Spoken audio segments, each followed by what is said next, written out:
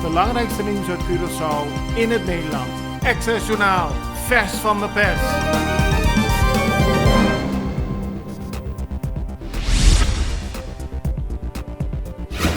Op Curaçao is gisteravond een vrachtschip aangekomen met 21.000 kilo verse levensmiddelen, waaronder groenten en aardappelen.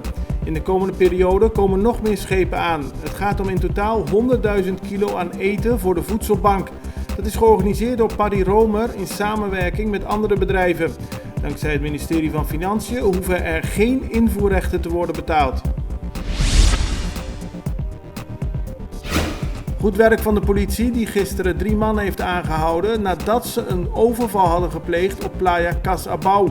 Onder bedreiging van een wapen hadden ze spullen afgepakt van mensen die het strand bezochten. Ook werd een auto gestolen. In de buurt van Bullenbaai werden de mannen en de auto aangehouden. Ook de buit is door de politie helemaal in beslag genomen. De Extra meldt vandaag dat bewakers van de SDKK in de afgelopen 2 weken 3 keer een drone uit de lucht hebben geschoten. Het gaat om drones waarmee onbekenden spullen wilden afgeven in de gevangenis.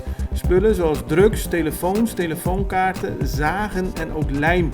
Er is een verbod op droneverkeer boven de gevangenis, vandaar dat er ook daadwerkelijk wordt geschoten. Vandaag zullen vertegenwoordigers van verschillende vakbonden om tafel gaan zitten met minister Armin Conquet van Bestuur, Planning en Dienstverlening. Onderwerp van gesprek is door de overheid aangekondigde verlaging in de arbeidsvoorwaarden voor ambtenaren met 12,5%. De ambtenarenvakbonden zullen eerst zelf met elkaar gaan overleggen voordat ze daadwerkelijk bij de minister aanschuiven. Afgelopen zaterdag werd op Curaçao op verschillende plaatsen stilgestaan bij de historische datum van 30 mei 1969. De eerste herdenking was bij het vakbondsgebouw van PBFC. Daar waren verschillende ministers, leden van vakbonden en ook gouverneur Lucille George Wout aanwezig. Later was er ook een herdenking in Punda en daar sprak Anthony Godet. Hij zei dat Curaçao nooit angst moet hebben. We moeten opkomen voor onze eigen rechten, aldus Godet.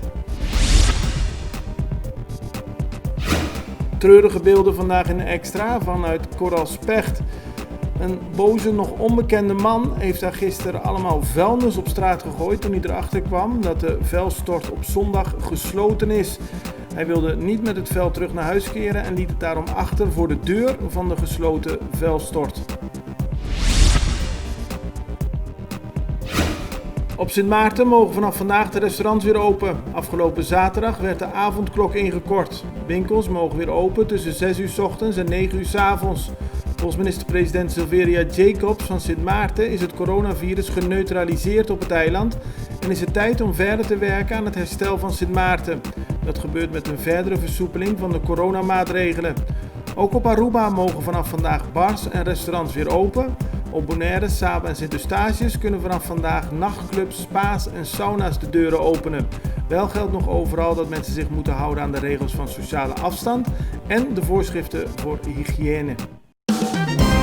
Het belangrijkste nieuws uit Curaçao in het Nederland. Access Journaal, vers van de pers.